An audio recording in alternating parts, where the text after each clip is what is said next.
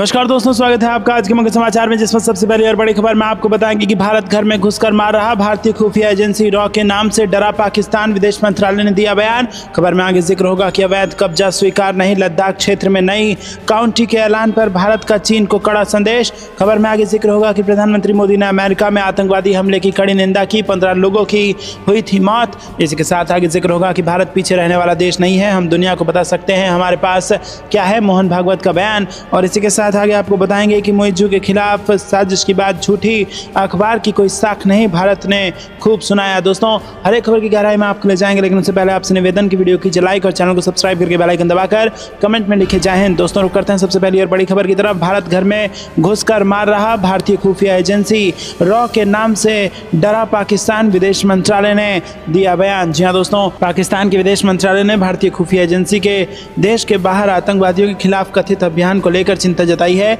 ये उन रिपोर्टों के बाद आया है जिनमें बताया गया है कि नई दिल्ली ने पाकिस्तान के अंदर ऐसे लोगों की हत्या का आदेश दिया है जिन्हें वो भारत के राष्ट्रीय हितों के लिए खतरा मानता है। इस्लामाबाद में पाकिस्तान विदेश मंत्रालय की प्रवक्ता मुमताज जहरा बलोच ने इन कथित कार्रवाइयों की निंदा की और आरोप लगाया कि भारत का हत्याओं और अपहरण का अभियान पाकिस्तान से बाहर भी फैल गया है। अमेरिकी अखबार वॉशिंगटन पोस्ट ने हाल ही में अपनी रिपोर्ट में दावा किया था कि भारत की खुफिया agency research and analysis wing साल 2021 से पाकिस्तान के अंदर हत्याएं कर रही है। इसी तरह का दावा पहले British media outlet the guardian ने भी किया था, जिसमें कहा गया था कि भारत ने विदेश में रह रहे आतंकवादियों को खत्म करने की रणनीति के तहत पाकिस्तान के अंदर कम से कम 20 लोगों की हत्या का आदेश दिया था। रुक करते हैं अगली ब्रेकिंग न्यूज़ की तरफ। अवैध कब्जा स्वीकार नहीं, लद्दाख क्षेत्र में नई काउंटी के ऐलान पर भारत का चीन को कड़ा संदेश। जी हाँ दोस्तों, भारत और चीन के बीच LAC का मामला भी सुलझ ही रहा था कि चीनी सरकार ने फिर से अपना लालची चेहरा दिखा दिया है। चीन ने लद्दाख के कुछ इलाकों को अपना बताया है। विदेश मंत्रालय ने कहा कि चीन ने अपने होतान प्रांत में 2 नए काउंटी की घोषणा की जो लद्दाख के हिस्से है, इसीलिए भारत ने चीन के समक्ष गंभीर विरोध दर्ज कराया है। विदेश मंत्रालय के प्रवक्ता रणधीर जायसवाल ने शुक्रवार को एक मीडिया ब्रीफिंग में कहा कि हमने चीन के होतान प्रांत में 2 नए काउंटी की स्थापना से संबंधित घोषणा देखी है। इन तथाकथित काउंटियों के अधिकार क्षेत्र के हिस्से भारत के केंद्र शासित प्रदेश लद्दाख में आते हैं। जायसवाल ने कहा कि भारत ने लद्दाख में भारतीय क्षेत्र पर चीन के अवैध कब्जे को कभी स्वीकार नहीं किया है। रणधीर जायसवाल ने कहा कि नए काउंटी के गठन से इस क्षेत्र में हमारी संप्रभुता के संबंध में भारत के लंबे समय से चले आ रहे और सतत रुख पर असर नहीं पड़ेगा और न ही चीन के अवैध एवं जबरन कब्जे को वैधता मिलेगी। हमने राजनयिक माध्यम से चीनी पक्ष के समक्ष गंभीर विरोध दर्ज कराया है। रुक करते हैं अगली ब्रेकिंग न्यूज़ की तरफ। प्रधानमंत्री मोदी ने अमेरिका में आतंकवादी हमले की कड़ी निंदा की, 15 लोगों की हुई थी मौत। जी हाँ दोस्तों, प्रधानमंत्री नरेंद्र मोदी ने गुरुवार को अमेरिका के न्यू ऑरलियंस में कायरतापूर्ण आतंकवादी हमले की कड़ी निंदा की है, जिसमें 15 लोग मारे गए और कम से कम 35 अन्य लोग घायल हुए हैं। न्यू ऑरलियंस में इस्लामिक स्टेट से प्रेरित एक चालक ने 1 साल का जश्न मना रहे लोगों की भीड़ पर ट्रक चढ़ा दी। और दोस्तों, आपको बता दें कि इस घटना में 15 लोगों की मौत हुई है। आरोपी के पिकअप ट्रक पर इस्लामिक स्टेट का झंडा लगा था। इसी दौरान उसने जश्न मना रहे लोगों को टक्कर मार दी, बाद में पुलिस ने उसे मार गिराया। रुक करते हैं अगली ब्रेकिंग न्यूज़ की तरफ। भारत पीछे रहने वाला देश नहीं, हम दुनिया को बता सकते हैं हमारे पास क्या है, मोहन भागवत का बयान। जी हाँ दोस्तों, यहाँ पर राष्ट्रीय स्वयंसेवक संघ प्रमुख मोहन भागवत शुक्रवार को मध्य प्रदेश के इंदौर में RSS के घोष वादन कार्यक्रम में शामिल हुए। दशहरा मैदान में आयोजित कार्यक्रम में उन्होंने कहा कि भारत पीछे रहने वाला देश नहीं है, हम दुनिया की पहली पंक्ति में बैठकर बता सकते हैं कि हमारे पास क्या है। भारतीय संगीत और पारंपरिक वादन का एक साथ मिलकर चलना अनुशासन, संस्कार और सद्भाव सिखाता है। उन्होंने लोगों से अपील की है कि वो संघ के स्वयंसेवकों के साथ भारत के नवनिर्माण के अभियान में शामिल हों। मोहन भागवत ने कहा कि जो कार्यक्रम आपने देखा, इतनी सारी रचनाएं बजाने वाले सभी संगीत साधक नहीं हैं, सभी अपना अपना समय निकाल कर प्रस्तुति दी है। इतना परिश्रम करके इतना अच्छा वादन कर सकते हैं। कार्यकर्ताओं ने देख देख कर सीखा। पहले मिलिट्री और पुलिस ही थी जो वादन करती थी, उनकी धुन सुनकर स्वर लेकर आना, एक धुन लाने में 10-10 दिन लगते थे। रुक करते हैं ब्रेकिंग न्यूज़ की तरफ। मोइजू के खिलाफ साजिश की बात झूठी, अखबार की कोई साख नहीं, भारत ने खूब सुनाया। जी हाँ दोस्तों, भारत ने शुक्रवार को वॉशिंगटन पोस्ट की 2 हालिया रिपोर्ट में किए गए दावे को को खारिज कर दिया है। अमेरिकी अखबार ने अपने एक रिपोर्ट में दावा किया था कि मालदीव की विपक्षी पार्टी ने राष्ट्रपति मोहम्मद मुइज़्ज़ो को हटाने के लिए भारत से 6 मिलियन अमेरिकी डॉलर की मदद मांगी। रुक करते हैं अगली ब्रेकिंग न्यूज की तरफ। चीन के खिलाफ अमेरिका लेने वाला है बड़ा फैसला, क्या करने वाला है इसको बैन। जी हाँ दोस्तों, संयुक्त राज्य अमेरिका जल्द ही चीन में बने नागरिक ड्रोन पर प्रतिबंध लगा सकता है। अमेरिकी वाणिज्य विभाग ने गुरुवार को कहा कि वो चीनी ड्रोन पर प्रतिबंध लगाने वाले नए नियमों पर विचार कर रहा है। मंत्रालय ने इस कदम के पीछे अमेरिका की सुरक्षा चिंताओं का हवाला दिया। दोस्तों, विभाग ने यह भी कहा कि वो ड्रोन के लिए आपूर्ति श्रृंखला की सुरक्षा के लिए संभावित नियमों पर 4 मार्च 2025 तक सार्वजनिक टिप्पणियां मांग रहा है, जिसमें कहा गया कि हमारे विरोधियों को ये उपकरण हेरफेर करने की क्षमता प्रदान कर सकते हैं, जिससे संवेदनशील अमेरिकी डेटा लीक हो सकता है। अमेरिका में कमर्शियल ड्रोन का बड़ा हिस्सा चीन से आता है। वाणिज्य विभाग की सचिव जीना राइमोंडो ने 2024 के सितंबर महीने में कहा था कि उनका विभाग चीनी ड्रोन पर प्रतिबंध लगा सकता है। दोस्तों, रुक करते हैं अगली ब्रेकिंग न्यूज की तरफ। शेख हसीना को बांग्लादेश को सौंपने के मूड में नहीं भारत, प्रत्यर्पण की मांग को लेकर इसको कर सकता है खारिज। जी हाँ दोस्तों, बांग्लादेश ने भारत से पूर्व प्रधानमंत्री शेख हसीना के प्रत्यर्पण का अनुरोध किया है। सूत्रों के अनुसार भारत इस आग्रह पर प्रतिक्रिया देने के मूड में नहीं है। बांग्लादेश ने इसके लिए आवश्यक औपचारिकताओं को पूरा नहीं किया है। बांग्लादेश ने 23 दिसंबर को दिल्ली स्थित उच्चायोग के माध्यम से भारत सरकार के विदेश मंत्रालय को एक नोट भेजा था, जिस पर किसी के हस्ताक्षर नहीं थे। सूत्रों के अनुसार ये कूटनीतिक संवाद का एक निचला स्तर है। प्रत्यर्पण जैसे संवेदनशील मामलों के लिए आमतौर पर इसका उपयोग नहीं किया जाता है। रुक करते हैं अगली ब्रेकिंग न्यूज की तरफ। वियतनाम और फिलीपींस के बाद अब बड़ा मुस्लिम देश भी खरीदेगा ब्रह्मोस मिसाइल, भारत आ रहे हैं राष्ट्रपति। जी हाँ दोस्तों, भारत की ब्रह्मोस मिसाइलों की दुनिया पर भर में डिमांड बढ़ रही है। कभी हथियारों के सबसे बड़े आयातक रहे भारत के लिए बड़ी सफलता है। इस बीच इंडोनेशिया के राष्ट्रपति प्रबोवो सुबियांतो भी रिपब्लिक डे के मौके पर भारत आ रहे हैं। दुनिया के सबसे बड़े मुस्लिम देश के राष्ट्राध्यक्ष के साथ भारत कई समझौते कर सकता है। इनमें से एक समझौता ब्रह्मोस मिसाइल को लेकर भी होने वाला है। भारत और रूस ने मिलकर इन मिसाइलों को तैयार किया है, जिनकी डिमांड कई देशों से की गई है। माना जा रहा है कि इस दौरे में इंडोनेशियाई राष्ट्रपति ब्रह्मोस मिसाइल को लेकर करार करेंगे और अगले कुछ सालों में उन्हें डिलीवरी दी जाएगी। रुक करते हैं अगली ब्रेकिंग न्यूज़ की तरफ। पीएम मोदी ने दिल्ली वालों को दिया नए साल का तोहफा, खुल गई हजारों लोगों की किस्मत। जी हाँ दोस्तों, प्रधानमंत्री नरेंद्र मोदी ने शुक्रवार को हजारों दिल्ली वालियों को नए साल का तोहफा दिया है। उन्होंने दिल्ली के अशोक विहार स्थित स्वाभिमान अपार्टमेंट में इन सीटू स्लम पुनर्वास परियोजना के अंतर्गत झुग्गियों के निवासियों के लिए नवनिर्मित फ्लैटों की चाबियां लाभार्थियों को सौंपी। इस मौके पर पीएम ने दिल्ली में कई विकास परियोजनाओं का उद्घाटन और शिलान्यास भी किया। पीएम मोदी ने दिल्ली के अशोक विहार में झुग्गी बस्तियों के निवासियों के लिए कुल मिलाकर 1675 नवनिर्मित फ्लैटों का उद्घाटन किया और पात्र लाभार्थियों को स्वाभिमान अपार्टमेंट की चाबियां सौंपी। बता दें कि नवनिर्मित फ्लैटों के उद्घाटन से दिल्ली विकास प्राधिकरण की दूसरी सफल इन सीटू स्लम पुनर्वास परियोजना पूरी हो गई है। रुक करते हैं अगली ब्रेकिंग न्यूज की तरफ। भाजपा ने चुनाव अधिकारियों का किया ऐलान, मनोहर लाल खट्टर को बिहार की जिम्मेदारी। जी हाँ दोस्तों, बिहार में अगले साल विधानसभा चुनाव होने हैं और इसे देखते हुए भाजपा ने अपनी तैयारियां तेज कर दी हैं। भाजपा ने प्रदेश अध्यक्षों और राष्ट्रीय परिषद सदस्यों के चुनाव के लिए 29 राज्य के लिए चुनाव अधिकारियों की घोषणा कर दी है। गुरुवार की देर रात चुनाव पूर्व 2024-25 को लेकर इस सूची के मुताबिक केंद्रीय मंत्रियों समेत वरिष्ठ नेताओं को विभिन्न राज्यों में संगठन चुनावों के सुचारू संचालन की जिम्मेदारी सौंपी गई है। केंद्रीय मंत्री मनोहर लाल खट्टर को बिहार और पीयूष गोयल को उत्तर प्रदेश का चुनाव अधिकारी नियुक्त किया गया है। धर्मेंद्र प्रधान को मध्य प्रदेश का चुनाव अधिकारी बनाया गया है और बिहार के पश्चिम चंपारण के सांसद तथा पूर्व प्रदेश अध्यक्ष डॉक्टर संजय जायसवाल को उड़ीसा का चुनावी अधिकारी बनाया गया है। रुक करते हैं अगली ब्रेकिंग न्यूज की तरफ। गुजरात और राजस्थान भी पाकिस्तान के करीब, वहां आतंकवाद क्यों नहीं पनपा, अमित शाह का बयान। जी हाँ दोस्तों, आपको बता दें कि केंद्रीय गृह मंत्री अमित शाह ने गुरुवार को कहा कि कुछ लोग कहते हैं कि कश्मीर पाकिस्तान की सीमा के करीब है, इसलिए यहाँ समस्या आई। उन्होंने सवाल किया, लेकिन गुजरात भी पाकिस्तान की सीमा के करीब है, राजस्थान भी पाकिस्तान की सीमा के करीब है, वहाँ आतंकवाद क्यों नहीं पनपा। इस दौरान उन्होंने कहा कि कश्मीर का नाम हिंदू धर्म के पूजनीय ऋषि कश्यप के नाम पर रखा गया है। उन्होंने ये भी बात दिल्ली में आयोजित एक कार्यक्रम में Jammu Kashmir and Ladakh through the ages नामक पुस्तक के विमोचन के दौरान कही। शाह ने कहा कि हम सभी जानते हैं कि कश्मीर को कश्यप की भूमि कहा जाता है। ये संभव है कि कश्मीर का नाम ऋषि कश्यप के नाम पर पड़ा हो। अमित शाह ने कहा कि हर चर्चा में इतिहासकारों को कोसने का काम ना करें। उनको जो करना था वो कर दिया। हमें अब कौन रोक सकता है? देश स्वतंत्र हुआ है और देश में ऐसा शासन है जो देश के विचारों से चलता है। अब हमारा काम है कि हम इतिहास को प्रमाणों और तथ्यों के साथ संकलित करें। अमित शाह ने किताब का उदाहरण देते हुए चरक, सुश्रुत जैसे तमाम विद्वानों और महापुरुषों का नाम लिया और बताया कि कैसे इन्होंने कश्मीर के इतिहास में महत्वपूर्ण योगदान दिया। उन्होंने कहा कि हम सभी जानते हैं कि कश्मीर को ऋषि कश्यप की भूमि भी कहा जाता है।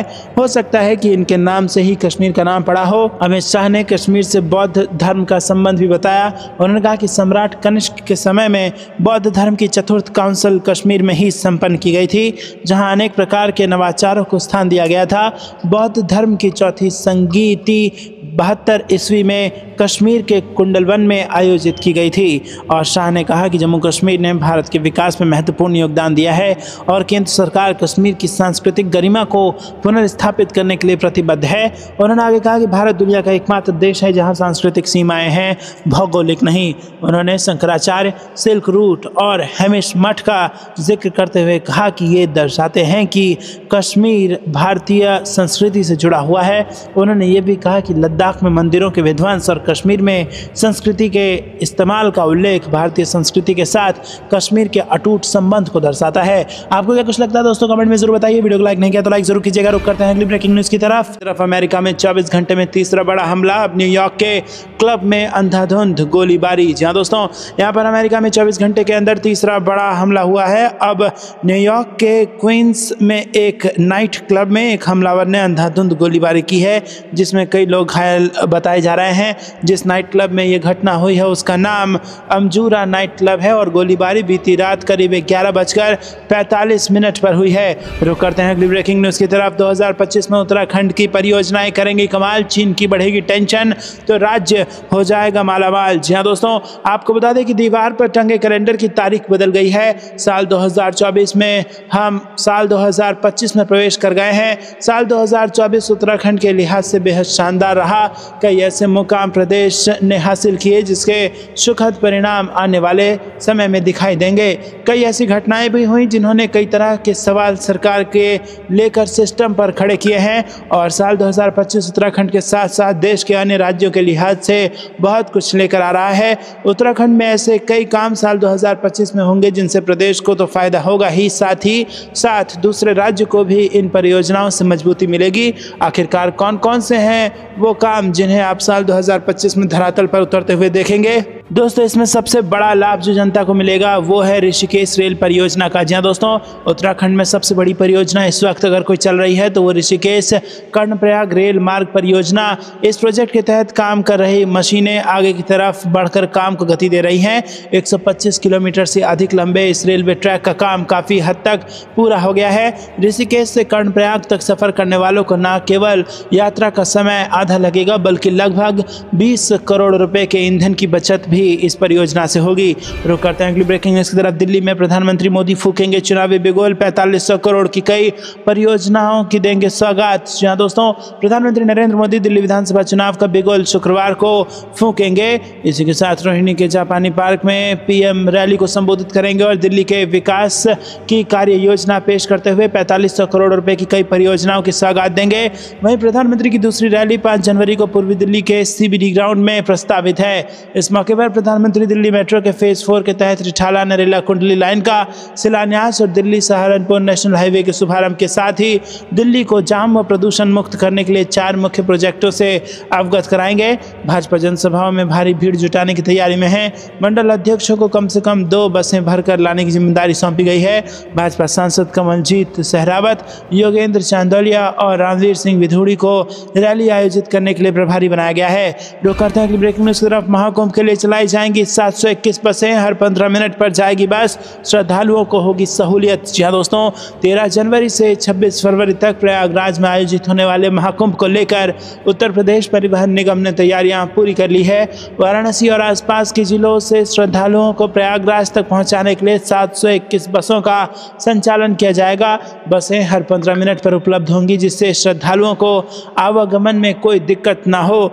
महाकुंभ के दौरान वाराणसी सहित चकिया, चंदौली, चंदौली, भदोही, गाजीपुर, जमनिया, सुजानगंज, मछली शहर, जौनपुर, ठेकमा, शक्तिनगर, रेणुकूट और सोनभद्र से बसें चलाई जाएंगी। इन जिलों में प्रमुख बस पॉइंट बनाए गए हैं जिससे श्रद्धालुओं को प्रयागराज तक पहुंचने में सुविधा होगी। रुक करते हैं अगली ब्रेकिंग न्यूज़ की तरफ। ठंड और शीतलहर की चपेट में पूरा उत्तर भारत, दिल्ली, बिहार, यूपी समेत कई राज्यों में हड्डी कपाने वाली ठंड। जी हाँ दोस्तों, उत्तर भारत में ठंड और प्रचंड शीतलहर का कहर जारी है। पहाड़ी राज्यों में बर्फबारी तो मैदानी इलाकों में ठंडी हवाओं और गिरते तापमान ने गलन बढ़ा दी है। दिल्ली, बिहार और उत्तर प्रदेश के अधिकतर हिस्सों में न्यूनतम तापमान में 5 डिग्री सेल्सियस से अधिक की गिरावट देखी गई है। दिल्ली में ठंड ने अपना प्रकोप दिखाना शुरू कर दिया है। कई इलाकों में हाड़ कपाने वाली सर्दी पड़ी है। इसके अलावा सुबह हल्का कोहरा भी छाया रहा। मौसम विभाग का अनुमान है कि शुक्रवार को भी सुबह दिल्ली एनसीआर में कोहरा छाया रहेगा। तापमान गिरने के कारण पूरे दिल्ली एनसीआर इलाके में जोरदार ठंड पड़ सकती है। उत्तर प्रदेश में पिछले 3 दिनों से जारी गलन और सर्द हवाओं के बीच बुधवार दोपहर बाद कई जिलों में सूर्यदेव के दर्शन हुए। हालांकि ठंडी हवाओं ने लोगों को ठिठुरने पर मजबूर कर दिया। रुक करते हैं अगली ब्रेकिंग न्यूज़ की तरफ। मोदी सरकार ने यूपीए सरकार से 5 गुना ज्यादा रोजगार सृजित किया, केंद्रीय श्रम मंत्री ने किया दावा। जी हाँ दोस्तों, केंद्र सरकार ने पिछले 1 दशक में रोजगार को काफी बढ़ावा दिया है। 2004 से 14 तक संयुक्त प्रगतिशील गठबंधन के कार्यकाल की तुलना में वर्तमान सरकार के कार्यकाल में लगभग 5 गुना अधिक नौकरियां पैदा हुई हैं। केंद्रीय श्रम व रोजगार मंत्री मनसुख मांडविया ने भारतीय रिजर्व बैंक और कर्मचारी भविष्य निधि संगठन के आंकड़ों का हवाला देते हुए ये दावा किया है। आपको बता दें कि मनसुख मांडविया ने बातचीत में बताया कि आरबीआई के आंकड़ों के अनुसार 2004 से 14 के बीच यूपीए के 10 साल के कार्यकाल के दौरान 2.9 करोड़ नौकरियां पैदा हुई और 2024 में सिर्फ 1 साल में 4.9 करोड़ नौकरियां पैदा हुई हैं। और ये आंकड़े मेरे अपने नहीं हैं, मैं आरबीआई के आंकड़ों का हवाला दे रहा हूं। रुक करते हैं अगली ब्रेकिंग न्यूज़ की तरफ। सड़क सुरक्षा को लेकर सीएम योगी के सख्त आदेश। 6 से 10 जनवरी तक स्कूल कॉलेजों में चलाए जाएंगे जागरूकता अभियान। जी हाँ दोस्तों, आपको बता दें कि मुख्यमंत्री योगी आदित्यनाथ ने नववर्ष के पहले दिन ही उत्तर प्रदेश के राज्य सड़क सुरक्षा परिषद की बैठक में 6 से 10 जनवरी तक सभी स्कूल कॉलेजों में सड़क सुरक्षा को लेकर जागरूकता कार्यक्रम आयोजित कराने के निर्देश दिए हैं। उन्होंने कहा कि जिला अधिकारी की अध्यक्षता में गठित जनपद स्तरीय सड़क सुरक्षा समिति की बैठक 5 जनवरी तक हर हाल में संपन्न कर लें। उन्होंने महाकुंभ में बेहतर यातायात व्यवस्था के लिए पीआरडी व होमगार्डों की संख्या बढ़ाने के भी निर्देश दिए। रुक करते हैं अगली ब्रेकिंग न्यूज़ की तरफ। नए साल 2025 में योगी सरकार ने रखा बड़ा लक्ष्य, इस महीने तक गरीबी मुक्त होगा उत्तर प्रदेश। जी हाँ दोस्तों, योगी सरकार ने 2 अक्टूबर 2025 तक प्रदेश को गरीबी मुक्त करने का लक्ष्य रखा है। इसके लिए सरकार ने जीरो पॉवर्टी अभियान शुरू कर दिया है। इस अभियान के तहत प्रदेश के अति गरीब परिवारों को चिन्हित कर उन्हें सरकारी योजनाओं का लाभ दिया जाएगा। सरकार इसके जरिए उत्तर प्रदेश के 15 लाख से अधिक अति गरीब परिवारों को चिन्हित करने जा रही है। जीरो पॉवर्टी अभियान के तहत पंचायत सहायक, रोजगार सेवक, बीसी, सखी और स्वयं सहायता समूहों की मदद से सर्वेक्षण कराया जा रहा है। इन परिवारों में आवासहीन, कच्चे मकानों में रहने वाले, भूमिहीन और दिहाड़ी मजदूरी करने वाले परिवारों को प्राथमिकता दी जा रही है। रुक करते हैं अगली ब्रेकिंग न्यूज़ की तरफ। महाकुंभ के लिए तैयार हो रही एक और खास योजना, 50 करोड़ से ज़्यादा श्रद्धालुओं को इससे मिलेगा लाभ। जी हाँ दोस्तों, प्रयागराज में 13 जनवरी से शुरू हो रहे महाकुंभ मेले की तैयारियां जोरों से चल रही है। श्रद्धालुओं की सुरक्षा का पूरा जिम्मा पुलिस की टीम ने संभाल रखा है। दरअसल आपको बता दें कि मेले में जाने वाले श्रद्धालुओं की सुरक्षा के साथ ही सेहत का भी पुलिस पूरा ख्याल रखेगी।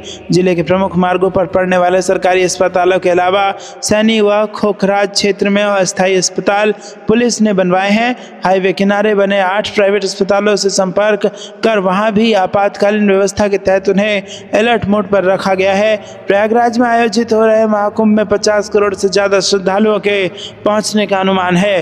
रुक करते हैं अगली ब्रेकिंग न्यूज़ की तरफ। यूक्रेन गाजा नया शीत युद्ध। साल 2024 में आई नई विश्व व्यवस्था, 2025 में विश्वामित्र बनेगा भारत, एक्सपर्ट्स ने समझाई। जी हाँ दोस्तों, आपको बता दें कि नए वर्ष 2025 में प्रवेश करते ही हम बीते साल 2024 की प्रमुख वैश्विक घटनाओं की समीक्षा करने लगते हैं। विगत वर्ष दुनिया में राजनीतिक, आर्थिक और पर्यावरणीय दृष्टिकोण से कई बड़े बदलाव और चुनौतियां देखी गई और इन घटनाओं ने वैश्विक संतुलन को प्रभावित किया और नए भू राजनीतिक समीकरणों को जन्म दिया है।